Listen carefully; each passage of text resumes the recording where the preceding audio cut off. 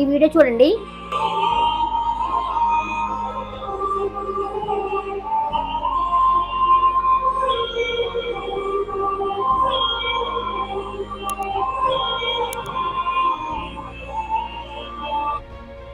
ఇతని పేరు విష్ణు తివారీ.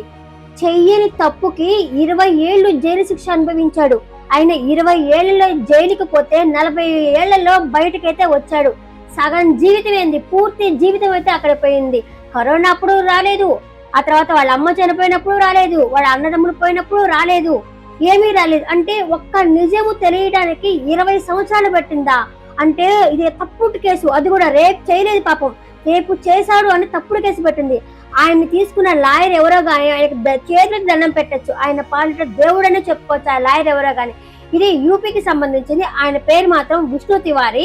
ఒక ఆవు విషయంలో చిన్న గొడవ జరిగి ఎస్టీ ఎస్సీ అల్ట్రా కేసులు అయితే జైలు లోపలికి పోయారు. కానీ పాపము లాయర్ కి పెట్టుకోవడానికి డబ్బులు కూడా లేకగా ఆయన కేసు కూడా ఎవరు వాదించలేకపోయారు. పాపం ఆ లాయర్ ఎవరో గాని ఆయనైతే ముందుకొచ్చి 20 సంవత్సరాల కేసు వాదించి ఇప్పుడు ఇది తప్పుడు కేసు అని ఆయనైతే బయటకు తీసుకురావడం అయితే జరిగింది.